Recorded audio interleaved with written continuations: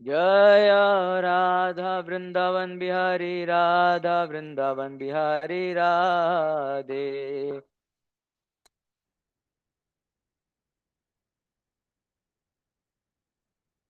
जय राधा मदन मोहन ललिता देवी राधा मदन मोहन ललिता देवी।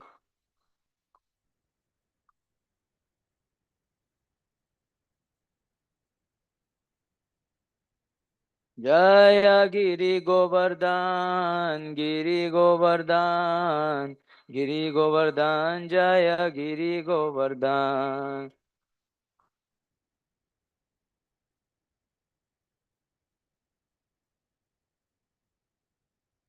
जय गौरनिताय गौरनिताय गौरनिताय जय गौरनिताय।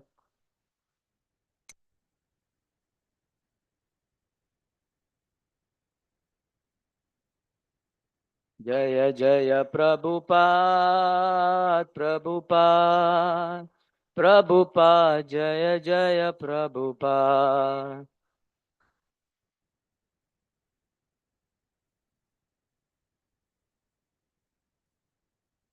जय जय गुरुदेव गुरुदेव गुरुदेव जय जय गुरुदेव।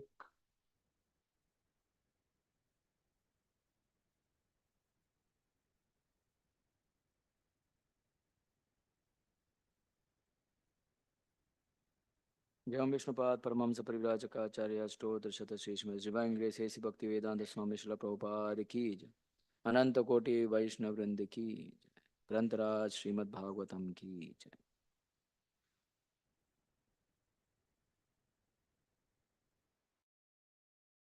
ओम नमो भगवते वासुदेवाय।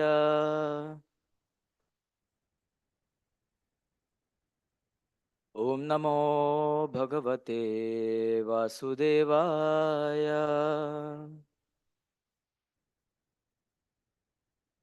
ओम नमो भगवते वासुदेवाय।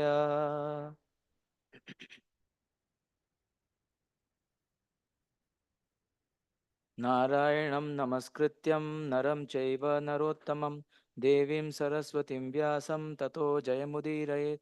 नष्टप्रायेषु भद्रेषु नित्यं भागवत सेवया भगवती उत्तमश्लोके भक्तिर्भवति नैष्टिकी। हरे Krishna.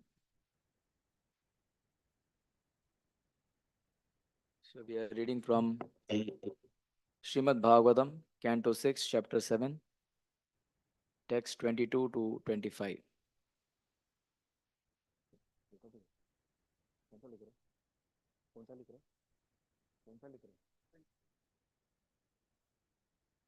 So we'll see text 22 first.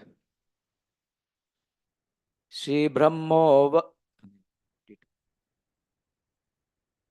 तस्यायम् अनयस्यासीत् परेभ्यो व पराभवः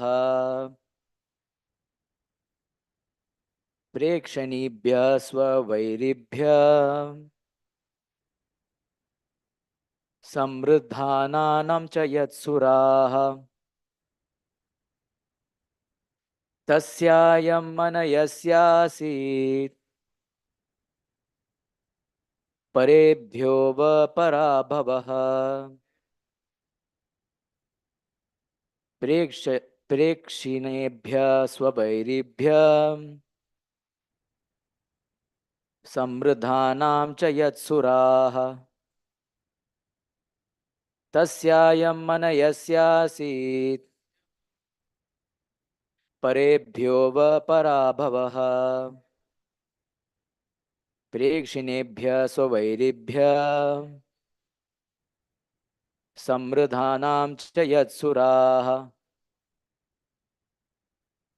Somebody can chant. तस्यायम् अनयस्यासीत् परेभ्यो व पराभवः प्रेक्षिणेभ्यः सवैरिभ्यः समृद्धानां च यत्सुराः तस्यायं मन यस्यासीत् परेभ्यो व पराभवः प्रेक्षिणेभ्यः सवैरिभ्यः समृद्धानां च यत्सुराः तस्यां मन यस्यासीत् परेभ्यो व पराभवः प्रेक्षिणेभ्यः सवैरिभ्यः समृद्धानां च यत्सुरा माताजी तस्यायं मन यस्यासीत् परेभ्यो व पराभवः प्रेक्षिणेभ्यः सवैरिभ्यः समृद्धानां च यत्सुरा word to word meaning tasya that I am this anayasya of your ungrateful activity asit was parebhya by others vaha of all of you parabhava the defeat prekshinebhya although they were weak swavairibhya by your own enemies who were previously defeated by you samradhanam being yourselves very opulent cha and yet which sura o demigods. Translation purport by His Divine Grace Bhaktivedanta Swami Srila Prabhupada ki jai. Translation. Because of your misbehavior toward Brihaspati, you have been defeated by the demons. My dear demigods, since the demons were weak, having been defeated by you several times, how else could you, who were so advanced in opulence, be defeated by them? Purport. The Devas are celebrated for fighting with the Asuras perpetually. In such fights, the Asuras were always defeated, but this time the demigods were defeated. Why? The reason, as stated here, was that they had offended their spiritual master. Their impudent disrespect of their spiritual master was the cause of their defeat by the demons. As stated in the Shastras, when one disrespects a respectable superior, one loses his longevity and the results of his pious activities, and in this way one is degraded. 23rd to 25th will just read the verse and translation. Magavandvishat pashya pakshinan guru atikramat samprati upachitan bhuyah kavyam aradhya bhaktitah adhadiran nilayanam mamapi bhrugudevata. Translation. O Indra, your enemies, the demons, were extremely weak because of their disrespect towards Sukracharya. Shri Radha Vrandam Bihari ki jai, Shri Gaur Mahaprabhu ki jai. But since they have now worshipped Sukracharya with great devotion, they have again become powerful. By their devotion to Sukracharya, they have increased their strength so much that now they are even able to easily seize my abode from me. Purport. Lord Brahma wanted to point out to demigods that the strength of the Guru was by the strength of the Guru, one can become most powerful within this world. And by the displeasure of Guru, one can lose everything. This is confirmed by the song of Vishnu Chakra Thakur, Yasya Prasadat Bhagavat Prasado, Yasya Prasada Nagati Kutopi. By the mercy of the spiritual master, one is benedicted by the mercy of Krishna. Without the grace of spiritual master, one cannot make any advancement. Although the demons are insignificant in comparison to Lord Brahma, because of the strength of their Guru, they were so powerful that they could even seize Brahmaloka from Lord Brahma. We therefore pray to the spiritual master, Mukam karoti vachalam pangum langayate girim, yat kripa tamam mande Shri Gurum Dina Taranam. By the mercy of the Guru, even a dumb man can become the greatest orator, and even a lame man can cross mountains. As advised by Lord Brahma, one should remember this Shastric injunction if one desires success in his life. Text 24. Tripistapam kim ganayatyabedya mantra bhrugunam anushikshithartha na vipra govinda gavishwaranam bhavantya bhadrani nareshwaranam. Translation: because of their firm determination to follow the instructions of Shukracharya, his disciples, the demons, are now unconcerned about the demigods. In fact, kings or others who have determined faith in the mercy of Brahmanas, cows, and the Supreme Personality of Godhead, Krishna, and who always worship these three, are always strong in their position. Purport: from the instructions of Lord Brahma, it is understood that everyone should very faithfully worship the Brahmanas, the Supreme Personality of Godhead, and the cows. The Supreme Personality of Godhead is Go Brahmana Hitayacha. He is always very kind to cows and Brahmanas. Therefore, one who worships Govinda must satisfy him by worshipping the Brahmanas and cows. If a government worships the Brahmanas, the cows, and Krishna Govinda, it is never defeated anywhere. Otherwise, it must always be defeated and condemned everywhere. At the present moment, all over the world, governments have no respect for Brahmanas, cows, and Govinda, and consequently, there are chaotic conditions all over the world. In summary, although the demigods were very powerful in material opulence, the demons defeated them in battle because the demigods have had misbehaved disrespectfully toward a Brahmana, Brihaspati, who was their spiritual master. Text 25, last verse. तद्विश्वरूपं भजताशु विप्रं तपस्विनं त्वाष्ट्रम् अथामवन्तं सभाजितो अर्था न विदास्यते वो यदि क्षमिष्यद्वम् उतास्य कर्म. Translation: O demigods, I instruct you to approach Vishwarupa, the son of Twashta, and accept him as your guru. He is a pure and very powerful Brahmana undergoing austerity and penances. Please, by your worship, he will fulfill all your desires, provided that you tolerate his being inclined to side with the demons. Purport: Lord Brahma advised the demigods to accept the son of Twesta as their spiritual master, although he was always inclined toward the benefit of the asuras.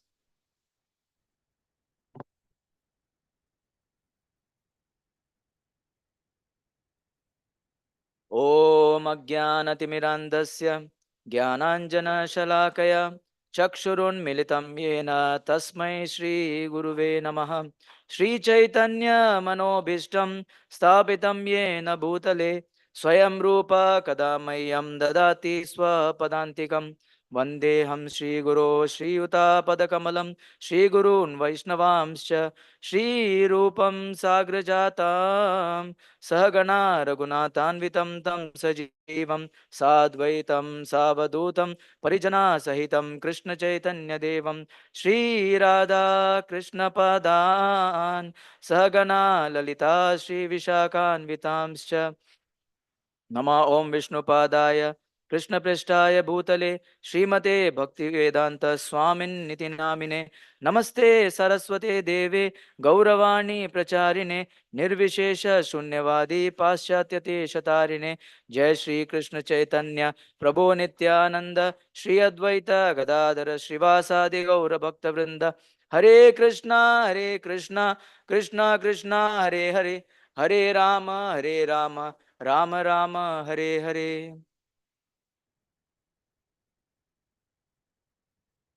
Hare Krishna. So this chapter is mainly talking about, and this section that we are reading is mainly talking about how if one offends a guru, the great misfortune dooms upon us. So we see that it is mentioned in these 3-4 verses that the demigods were always powerful. They always defeated the demons. But suddenly, in one of the battle with the demons, demigods got defeated miserably. And they have to run for their lives. They have to leave their abode and run for their lives. And finally, they approach Brahma. Why is this happening? Actually, Indra knew this is because he has displeased his spiritual master, Brihaspati. When Brihaspati came to the court of Indra, he didn't care for his arrival. He didn't offer pranams to him. And Brihaspati, knowing that Indra has become puffed up, he hid himself and he didn't, make himself present before Indra. They searched for him everywhere, but they couldn't find him. So eventually, you know, knowing that Shukracharya, knowing that now, since Brahaspati is displeased, now demigods have become weak, and demons have satisfied Shukracharya. Shukracharya instructed them to attack the demigods and occupy their kingdom. And that's how they got defeated and they occupied the kingdom. And then they approach Brahma, see what to do, and Brahma chastises them. It is your misbehavior towards your guru, who is a powerful Brahmana. And Krishna doesn't like if his dear devotees are disrespected. So he says that he gives a solution. Like you approach a Brahmana named Vishwarupa, who is the son of Twasta. He can help you to perform some yajna by which you get strength and you can then defeat the demons again. So this we will see later, but today I am going to focus mainly on, we will see that what happens when we offend a guru and what are the severe consequences of offending a guru. First, we will see basically, generally we know that we have different types of gurus like, Siksha Guru, Diksha Guru, Path Pradaksha Guru, Chaitya Guru, different types of gurus we know. But apart from that, there are also different types of disciples, Shishya. And particularly we'll talk about those Shishya who are called Sevakadhamas. Sevakadhamas means one who are fallen, one who don't disrespect, one who don't respect their gurus. So it is mentioned in scripture that Alir Bano Jyoti Shaka Stabdhi Bhuta Kime Kakan Preshita Preshakaschaiva Sadeti Sevakadhama. Who is Sevakadhama? Who is lowest among the disciples? So it is mentioned there's 6 categories. One who is like a bee. Alir means bee. Bano means the arrow. Jyotishaka, the astrologer. Stabdi Bhuta, that is one who is dull. Kime Kakan is one who cannot do anything on his own. Preshita, one who delegates things to others. Prekshita, Prekshakas. So these are like, 5 types of Sevaka Damas who actually don't follow the instructions of the guru, or who don't actually follow the instruction of the superiors, basically. So why Ali be like disciple? No, such disciples, they actually move around the guru. They are always around the, like bee is always hovering around the flower. So similarly, these disciples, they hover around the guru, they just move around, but they don't do anything effectively. They don't follow the instructions. They just as bee extracts the honey from the guru. Similarly, they want to get all the benefits from the guru, but they don't want to do any kind of services. They want to do, they don't want to do serve the guru sincerely, serve the guru or serve the authorities. And next is Bana, arrow-like disciple. One is bee-like disciple, next is arrow-like disciple. So what is this arrow-like disciple? So he causes pain to the heart of guru by his words, by his deeds, being completely disobedient. So, uh, so, so once the arrow is shot, that means it cannot be retrieved, right? So once he causes pain to the heart of a disciple, heart of a guru, then it cannot be taken back. It takes a lot of effort. So this is actually basic Guru Agya. We chant this 10 instructions, 10 instructions, 10 offenses to the holy name. Third is Guru Avagya, to disobeying the instructions of a spiritual master. And then third is Jyoti Shaka, like astrologer like devotee. Astrologer like devotee means if a service is given to him, this is not the right moment for me to do this service. I will look for a proper opportune moment. Let me see the calendar. This is the appropriate time for me to do this service. This is like the astrologer like devotee, Jyotishaka. So I'm basically a procrastinator. You just want to postpone things. Stabdi Bhuta is one who is lethargic or dull. When asked to do service, it will take years for him to get up from his seat, move forward, take up the task and complete that task. He'll just wait. Oh my God, such a big service I have been given. How am I going to do this? I'm supposed to do this alone? Will there be any assistance provided to me? Like that, he will think of so many, and he is so lazy. He'll just not get up. Think of somebody will help me to, give me an helping hand, pick me up from the bed and, show me this is the place you have to go. And so many reasons. He's very dull and lethargic. Fourth is Kime Kakan.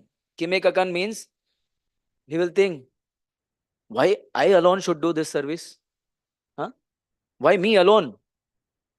So many devotees are there here. Why Guru is not asking him to do that service? Why me alone? Huh?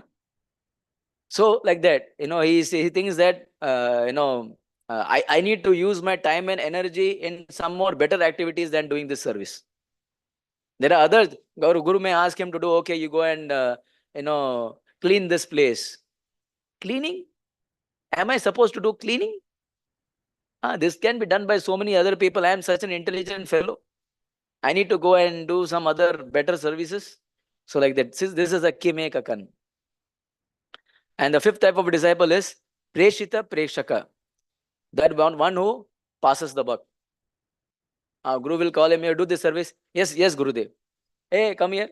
Do this service. So he will not do. He will give someone else to do this service. Oh, you do this. You do this.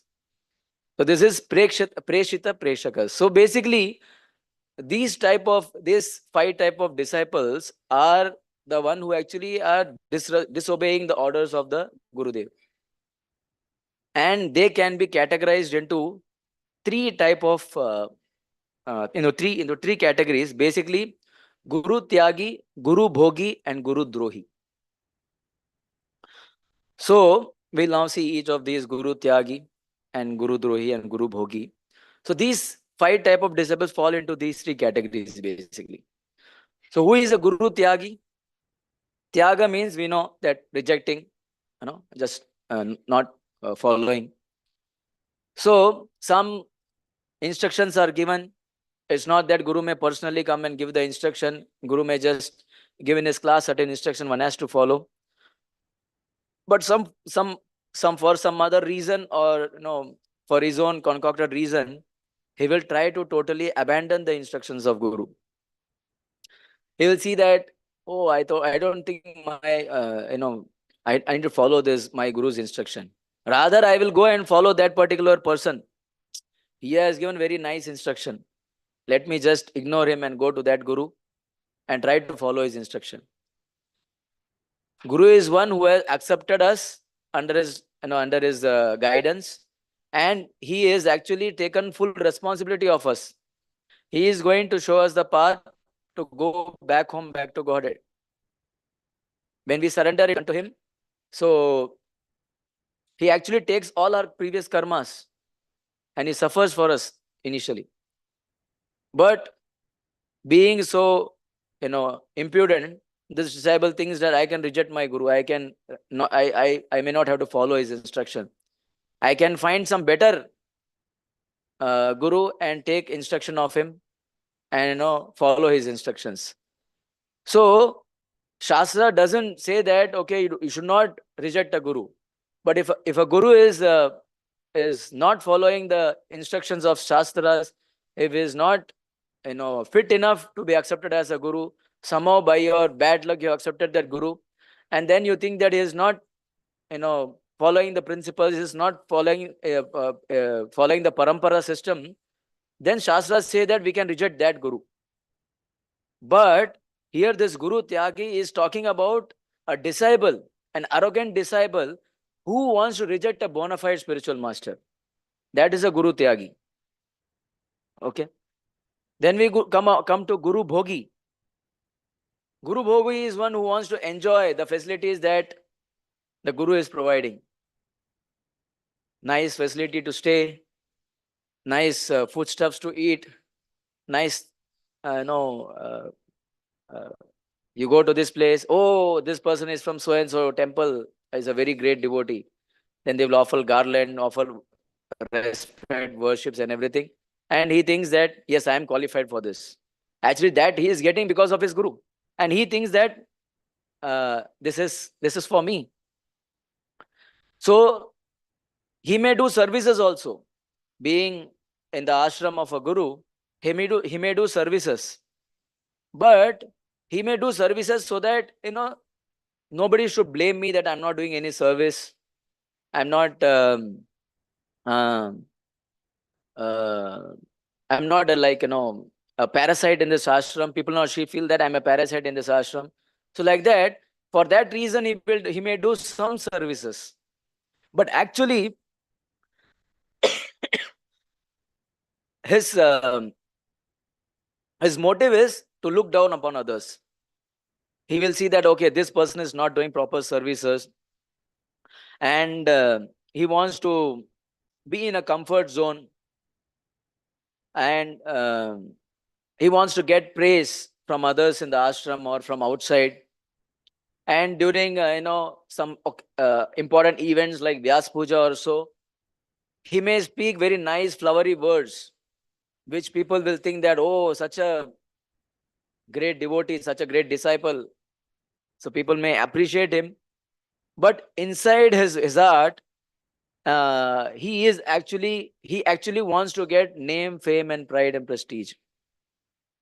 So that's what he wants to get. He wants to get glorified. He wants to get name and fame on the strength of Guru's, uh, strength, on the strength of Guru. So this is actually Guru Bhogi. So, and if somebody is actually hindering on his path of progress, in his personal progress, so he may want to pull them down. His god brothers or god sisters, they are becoming a stumbling block in his path of progress towards what he is thinking that this is my goal. Then that is actually then he wants to pull them down. So this is actually a motive. So Sridhar Swami Maharaj, he says that this Guru Bhogi is a person, you may not be able to immediately identify that person. Guru Tyagi is someone can easily identify, okay, he's a guru, he's left this guru and went to someone, went to take shelter of some other guru. That easily can be identified. But Guru Bhogi is a person you cannot identify. It's very subtle thing. And so this Guru Bhogi will eventually, it will lead to an aparad, Guru Aparad, Vaishnava Aparad, all different kinds of Aparad, and eventually will lose taste in chanting the holy name, performing devotional service, practicing his bhakti. So that's what this Guru Bhogi is all about. And third is Guru Drohi. So Guru Drohi is one who betrays the Guru.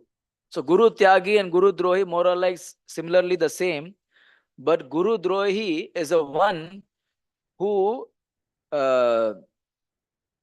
thinks that he is more intelligent than his Guru. The Guru Tyagi, he says that somebody else is better than his Guru and goes there. But Guru Drohi, he thinks that I am more intelligent, I know better than my Guru. My Guru has not read so many scriptures, but I have read so many scriptures, I know more. So let me, do accordingly what I have learned from scriptures. Like that he thinks. So he may think, Guru to be an ordinary jiva. He thinks that, my Guru, Guru is also, is prone to make some mistakes. So that's what he thinks. My Guru can make a mistake. But we know that, many places, Saksha, the Ritvena, Guru is actually representative of Krishna, is non-different from Krishna. So, but this person has an audacity to think that Guru can make mistakes. I know better than him. And that's how he makes the third offense to the holy name. And so that's what, so these are like, the Guru. And he may follow certain instructions like which is very favorable towards him. Pick those instructions and follow them. And rest of the instructions, he may think that, okay, let me follow what I know, which is better. So like that. So these kind of, Guru Tyagi, Guru Bhogi, Guru Drohi, they are prone to develop anarthas, and these anarthas will actually lead them to commit, nama aprad. Even they start with a seva aparad, and eventually that will lead to a nama aparad, and then they lose taste in their bhakti, lose taste in the holy chanting the holy name of the Lord, and they actually fall down from their exalted position. So these are like very serious offenses towards the holy name. So when Bhakti Siddhanta Saraswati Thakur was asked, which is the most dangerous of all the 10 offenses?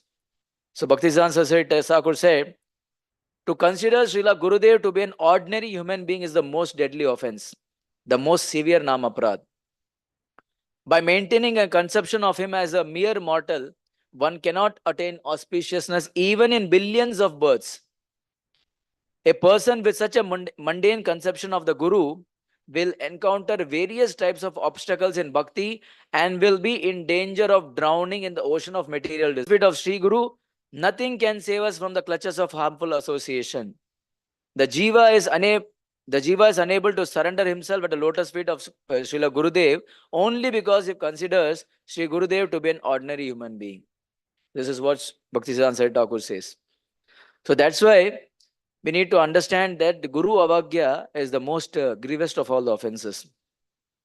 And there is a famous verse from Srila Raghunath Das Goswami who says that Nama Shreshtam Manumapi Sachiputram Atta Swarupam Rupam Tasyagrajam Urupurim Maturim Goshtavatim Radha Kundam Girivaram Aho Radhika Madhavasham Prapto Yasya Pratita Kripaya Sri Gurum Tam Natosmi.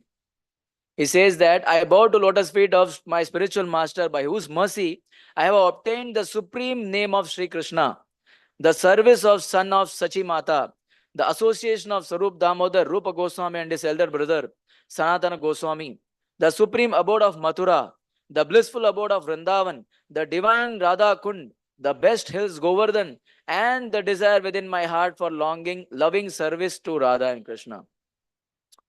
So we get all these things only by mercy of our Gurudev. So if we disregard, if we think our Guru to be an ordinary human being and offend the Guru, then how is it that we will get all of these things? Especially Raghunath Das Goswami says that Nama Shrestha, he says that the supreme name of Krishna, which is a panacea for all the suffering in this material for us, for the Jivatma in this age of Kali Yuga. So we won't get this, get to taste the holy name of the Lord, the holy name that can award us the supreme Radha Krishna Prem, that we cannot attain by offending the Guru. That's why it's very important that we don't offend the Guru. And then further, it is mentioned that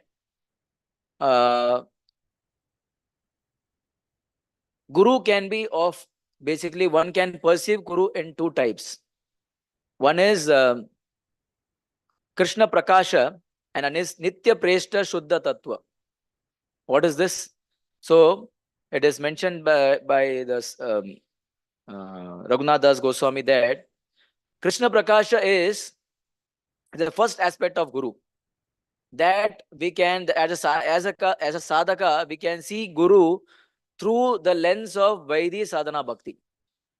Through when we are practicing Vaidhi Sadhana Bhakti and when we are following the instructions of Guru and see that Guru is non-different from Krishna, then this is actually Krishna Prakasha. Then the Guru reveals to us, the secrets of the spiritual world. Acharyam Vijaniyam Nava Manyeta Karichit Namartya Buddhya Suyetu Sarvameva Mayo Guruhu. So basically one should know that Acharya is myself. Krishna says that in the Uddhav Geet, and never disrespect him in any way. So this is Krishna Prakasha. We see Guru as non-different from Krishna and serve him, following his instruction. And then, Sanatana Goswami says this. And then, Nitya Presha Shuddha Tattva. This is another type of Guru which we need to, which a person in a Raganuga stage, he sees Guru in that level. So what is this? He sees that Guru is intimately serving as a Manjari through Lalita Devi in serving Radha and Krishna in his constitutional position. So that is another level. But for us is actually Krishna Prakasha. For us to see Guru uh, as a as a representative of Krishna, who is instructing us to attain that Krishna Prem. So these are like the things that we need to understand how Guru plays an important role in our spiritual life. So we need to, it's mentioned that a disciple's qualifications immediately disappear as soon as he starts seeing even the slightest insufficiency in his guru's appearance, virtues, learning, intelligence, eloquence, capability, caste, spiritual realization, or popular acceptance, or as soon as he feels any doubt about any of these. So if we see Guru as lacking in any of these things, immediately we become disqualified to understand the purpose, to understand the instructions of Guru, to understand, to progress in a path of spiritual life. So that's why, in many places, in many Puranas, it is mentioned that if one who is actually offending a Guru, what is the fate of such a person? One who constantly offends the Guru, what is the fate of such a person? In Brahma Vaivarta Purana, it is mentioned that one who rejects a genuine Guru is ungrateful. When he dies, even carnivorous animals will not devour his corpse. Even carnivorous animals will reject his corpse. And it is mentioned that one, one pollutes his own intelligence and displays intense weakness when he rejects his own Guru. Such a person has already rejected Lord Hari. So he cannot, get the mercy of Lord. Then again it is mentioned that one who has accepted a Guru but due to bewilderment rejects him is considered to be the lowest amongst men. He will be cooked in hell for millions of kalpas. Then in Skanda Purana it is mentioned that one who does not respect or show honor to Guru takes innumerable births in the womb of dogs and other low-born species and ultimately takes birth in the womb of a Chandala. The unfortunate, the weak, and those who have turned their faces away from the service of Guru and do not believe in his teachings must burn in the most hellish conditions. Last one who speaks disrespectfully to the Guru or argues with him takes birth as a demon in a jungle or in an area devoid of water. So these are the consequences of offending a Guru from various Puranas, various scriptures. So it may seem is very harsh, very how to get out of this. So that's why we need to be very careful that we don't offend our Guru. So it is not just that. So we need to become a sincere servant of our Guru. We need to become a sincere servant and try to follow his instruction as much as possible. We don't need to find that, okay, what am I going to do? So, there is one example that I heard, how we need to be very simple at heart to follow the instructions of a Guru. So once one of the disciple, servant of Prabhupada, he was standing outside the room, and Prabhupada came out for some meeting. And after coming out, he told his disciple, the servant, that go into my room. There is one suitcase. Get that suitcase. So this disciple went inside, and he went there. He came. He told Prabhupada, said that get the red suitcase. Get the red suitcase. So he went inside and he came out. Prabhupada, I couldn't find the red suitcase. Then Prabhupada said, okay, you go inside. Near my table, there is a red suitcase. Get that suitcase. So this person went inside. Again, he went inside, he came out and said, Prabhupada, I don't see any red suitcase inside. Then Prabhupada became really frustrated. He became a little angry. He said, you go to my room. Next to my bed, there is a table. And besides the table, there is a red suitcase. Get that red suitcase. So this disciple again went. And he came back, Prabhupada, I don't see any red suitcase. Then Prabhupada literally, he stormed inside the room, catch hold of his disciple, stormed inside also, and went there, and there was a suitcase. He took that suitcase. Don't you see this suitcase? But Prabhupada, this is not red suitcase. Prabhupada said, this is red suitcase. because there was no other suitcase besides the table. It was actually brown color suitcase. But this disciple should have intelligence, or at least simplicity, that okay, there is no other suitcase, this is the only suitcase, let me get that. So simple at heart. So because of lot of contaminations of material education and so many things that we have got, we try to uh, think more than the instructions, more than what Guru has instructed us. That's why we don't understand even the simple instruction that Guru instructs us. So that's why we need to become a sincere servant of Guru to understand these instructions. But it's not that only offending the Guru is a aparad and we won't progress in our spiritual life. But it's a Vaishnava aparad, not just offending a Guru, even offending a Vaishnavas, whether it's a peer, equals, or juniors, or seniors.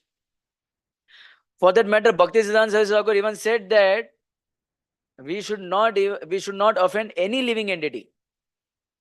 Even that becomes an aparad. So, I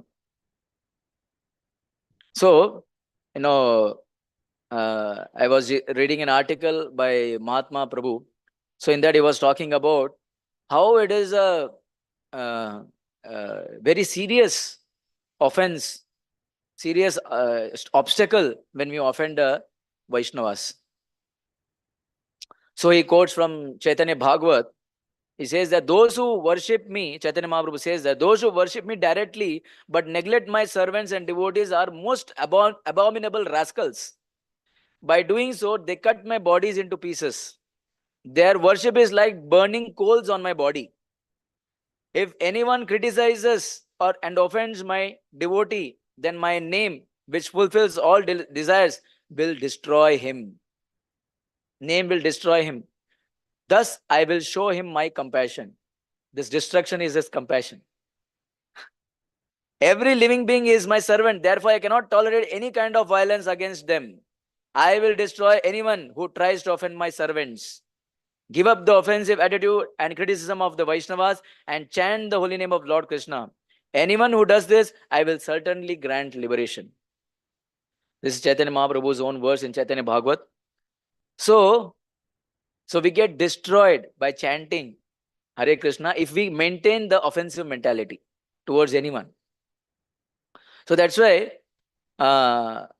we should be very careful that we don't insult anyone. So what we need to do, how we can avoid this offensive mentality, is we need to constantly check whether I'm offending someone, whether I'm offending a devotee or anyone, whether I've stopped offending. So this constant check, just as if we get some problem in our teeth, we immediately, slight problem, even if there's a little pain, we immediately go to a dentist and show this is a problem, right?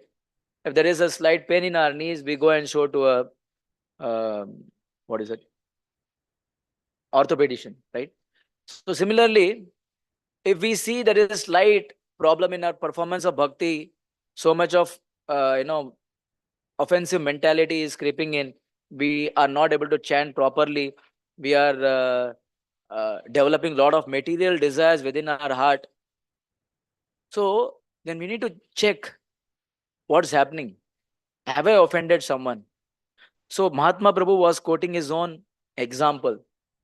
He said that since he has started giving this holy name seminars, he gives a lot of holy name seminars. So since he has given a lot of holy name seminars, he said, I could improve my own chanting. I developed some taste in chanting. I was doing very nicely. But one day, what happened was, certain leadership in ISKCON, they passed some resolution, and he was thinking that this is not the right way to do. And he thought that this is the better way to do. And he wrote an article also and sent that article to his god brother also. And he said, immediately after sending this article to god brother, he lost taste in his holy name. He couldn't focus on his holy name. He developed such an offensive, he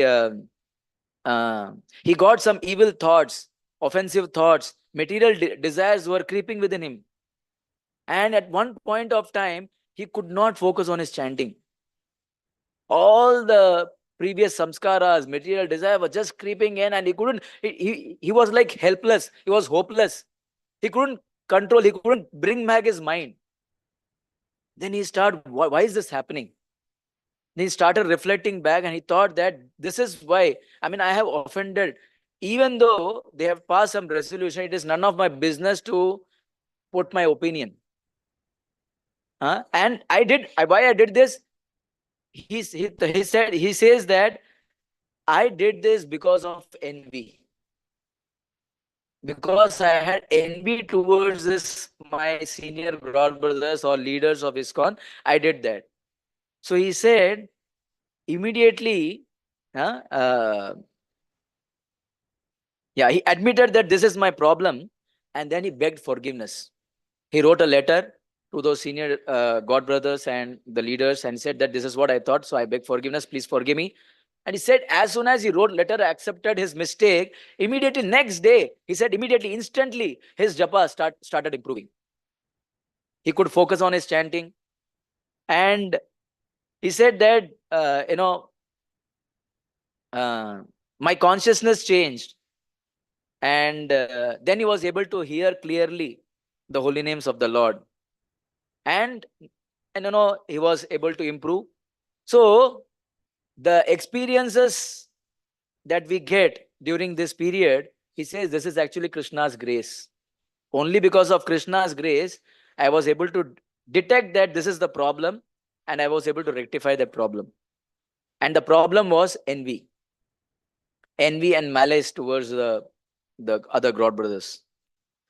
So, so that's why, scriptures gives different references that what are the after effects of committing such offenses. Now, we know of a story of Ramchandra Khan, who offended Haridas Thakur. Just by offending Haridas Thakur, it's not just he was affected, the entire village got burnt to ashes, right? So we know so many examples, in scriptures. If even a slightest of offense is done, then, the many people have to, even in the case of demigods, Indra, actually it was not the entire demigods who offended Brihaspati. Indra offended Brihaspati. He didn't get up from his seat. He didn't proper seat to the Brihaspati. But what happened? The entire demigod has to suffer. Everyone has to run from their position. So that's the effect of Vaishnava Aparad or Guru Aparad. So, is that okay? Once this body is going to have offended, once this body is gone, then Vaishnava Aparad has no effect? No. So he continues to say that even if we have we have come out of this body, we have we have left this body, still the traces of Vaishnava Aparad will continue. The example of Daksha Prajapati. Daksha Prajapati got a goat head, and he begged forgiveness from Lord Shiva. He begged forgiveness from Lord Shiva, but his heart was not completely in accepting that. Because out of humiliation, he rejected that body also, because he got a goat body, goat head. So he, out of humiliation, rejected, and he had a grudge towards Lord Shiva. And because of that grudge, in his next birth, he offended Narada Muni. So this is how the baggage, the baggage of aparad, offenses towards Vaishnavas, to a guru, it carries on with us. So, so that's why,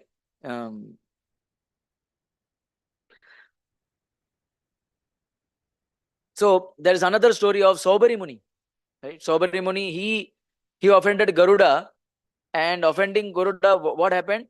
He fall down from his exalted position just by seeing two fishes mating each other. Fishes, he was in such an exalted position. He had done tapasya for so many years.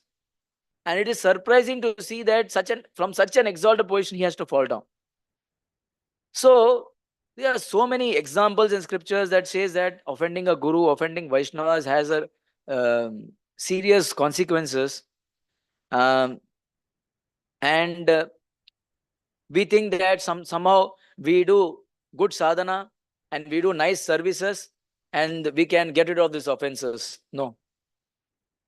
Mahatma Prabhu says that even if we do good sadhana, we may doing nice services also, but our offensive mentality has not gone within. You know, then it's a matter of time we will fall down from our position.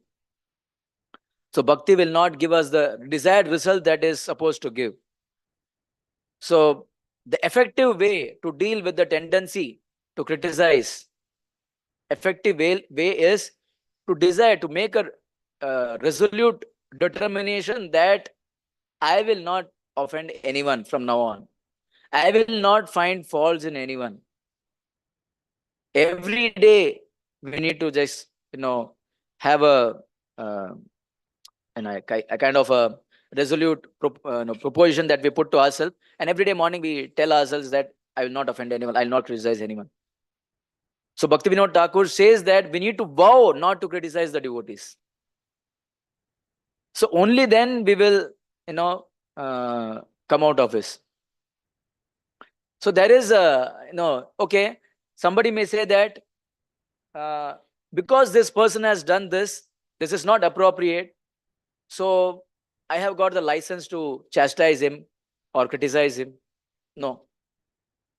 So Bhaktivinoda Thakur Bhaktisiddhanta Saraswati Thakur says that even if somebody has done a blunder, so if we have an authority also has to deal with that person in such a way that he doesn't commit Vaishnava aparadh. Dealing has to be done in a very nice, gentleman way. And if we are not in a position to correct him or to rectify that person's fault, then we don't have any authority to go and speak to anyone else. If we start speaking about someone else to somebody to someone else, then what happens is that is because of envy. We want to show that I am such a nice person. I am correct. This person is wrong. And we look down upon that. We look down upon that person, and we want to put ourselves in a better position. So these are the tendencies that creeping in, because of which we are criticizing others. So Bhaktivinoda Thakur says that, so this is called justified aparadh. We say that I am perfect, I am right, I can do this, but this is not right. We should not do that. We should not criticize anyone. So that's why, and one more important point that he says that when we do this aparadh, we are actually separating ourselves from Radharani's service. We are actually engaged by Radharani in service to Krishna, right? Aparadha, like Gauram Prabhu also says, aparadha means what? We are not satisfied. One of the meaning is we are not satisfying Radharani. And aparadhas also mean, also one more meaning that Mahatma Prabhu gives is, I don't have that love for someone. Because we don't have love towards someone, we try to disrespect them, we are ungrateful, we try to minimize their position, all these things comes up. So when we love someone, when we respect someone, naturally we won't offend, we won't find faults in them. So that's why he says that we need to see that we try to, if we have a tendency to find fault in someone, immediately we try to develop some kind of love and affection for someone and that person, and try to be grateful for whatever he has done. And not, basically he says that let's put up a list. Recently we had this exercise in our brahmachari retreat that we need to write a book, a slam book for each and every, like we need to pass on the book, and everyone will write what is the good quality that I can see in this person and what inspires me to do bhakti from this person. So we need to write these 2 columns. So everyone was writing at so let's say my book, Sri Gaur Charan Das. So in my book, 10 other brahmacharis will write about me. So this is forcing you to someone. Even if I have some bad feelings or some negative feelings or towards someone, this will, force us to think some positive things, and see how I can better improve. So this was a nice exercise. So similarly, we can practice. See, okay, with who all have negative feelings, or I have some bitter experiences. Maybe let me write down their names and try to serve them and try to please them and try to develop that love for them. So in that way, we can see, for Guru, in case of Guru, we may have naturally respect, love for them, for Guru. But for the Vaishnavas with whom we are serving, for the juniors, for seniors, and for the uh, equals, maybe we may not have that love or respect, so, or that gratitude. So it's better to write down. So he says that it's better to write down and try to resolve each one of those offenses, so that we can progress in our bhakti and not degrade ourselves in the path of bhakti. This was few things. Whatever I said, it's not my. I am also a trap of committing Vaishnava aparadh every time. We are staying in a family, in a community where we have to look each other's face every day, and we are serving also. Our office and our home is both the same place. So we have some bitterness in the office that comes in the home also.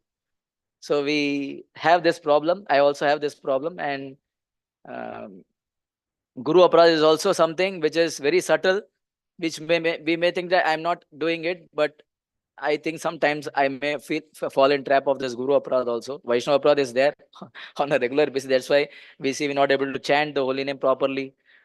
Maybe we are doing, I was thinking that maybe we were doing big services, doing sadhana nicely, and people will appreciate, oh, you are doing such a nice sadhana, you are doing such a wonderful service.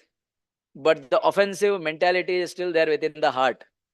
And that is now and then, every now and then we see. That's why we have a lot of material desires. The kama, krodh, lobha, moha, all these things are there. So that is there. That means we are not progressing. Actually, we are actually stuck. We are actually stagnant. So maybe this was a good opportunity. I thank Radha Madan Gopal Prabhu for giving me the opportunity to speak on this subject. And somehow I got this article, and I went through it. It was actually nice for me to learn these things, and maybe I can try to apply it in my own life. Thank you. Hare Krishna. Srimad Bhagavatam ki jai, Srila Prabhupada ki jai, Ananta Koti Vaishnavinda ki jai. If anyone has any questions or comments, please.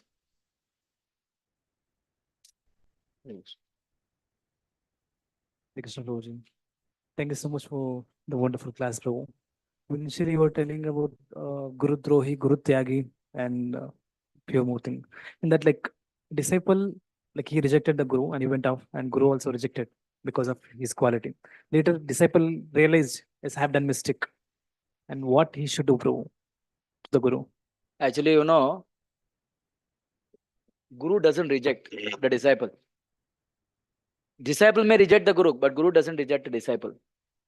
There is a pastime where Vyasadeva or some great rishi, he was actually with so many, in his ashram there were many disciples there, and one disciple was actually criticizing again and again in front of other disciples the Guru's some qualities, and Guru was actually ignoring them.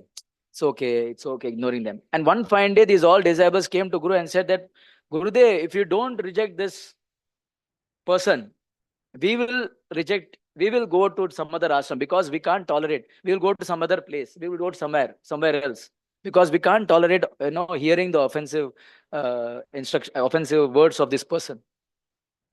Then after 1 or 2 days, Guru came back and told all his disciples that, I think that better you leave the ashram. You go to somewhere else and take, because you have such nice qualities. You have developed bhakti.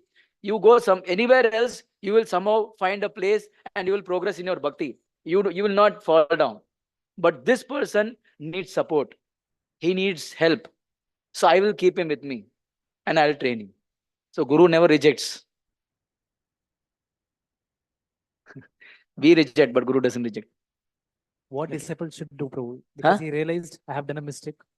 He has to come back. He has to follow at the lotus feet of Guru, follow his instructions, follow whatever Guru tells him. He needs to follow those instructions and serve him sincerely, without any duplicity. Hare Krishna, Prabhuji. Thank you very much, Prabhuji, for class. You told many points regarding that how disciples should be, and 3 points you told: Guru Tyagi, Guru Drohi, and Guru Bhogi. In that, many examples came. One example of Srila Prabhupada also you gave regarding a suitcase example.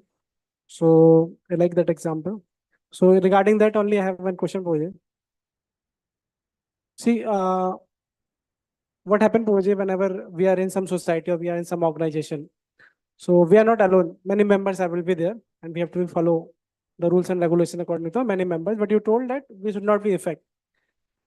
Now, what happening that you are in some place and you are seeing there's something wrong happening in your society, but it is not affecting you directly. It is affecting some other person. So you will be silent. So that person will be tolerant and things are happening. If you are silent, matlab, you are supporting that instruction, whatever coming from the group. Then maybe it is not happening with you directly, so you did not oppose. But in the future, there is a chance that it happen with you also, and you will also affect with that. And if you did not talk that thing, if you did not oppose that thing, then it should be like a common principle for the organization. Then how to understand what is the difference between the guru bhakti and the andha bhakti? So how to discriminate this, and where have to be raised the voice and where should not have to be raised the voice? See, if there is a offenses, if there are some problem happening, and if you see that it's not right, you have to see what is your adhikar. If you have authority on that person, you can give him instruction to change, then you can give. If you don't have that authority, and if you think that this is going to affect the entire society, then you can go and approach his authority and tell him very politely, not in a blaming mood or not in an envy mood that you have to pull them down somehow. No, it's not in that mood. We go and tell that authority in a way that, okay, somehow he is suffering, so please help him. This is what the problem I have seen. And then it's upon the authorities' discretion to no, train him or treat him whatever way he wants it. So this is how we can do. It's our, we can't go and direct. If we don't have authority, we can't go and tell them directly. And even that telling, that instruction is also in a very when a very polite way, in a gentleman, in a respectful way, we have to tell that. Otherwise, it will again lead to a offense. Hare Krishna. Thank you very much. Grantaraj Srimad Bhagavatam ki jai, Srila Prabhupada ki jai, Ananta Koti Vaishnav Vrinda ki jai. Hare Krishna.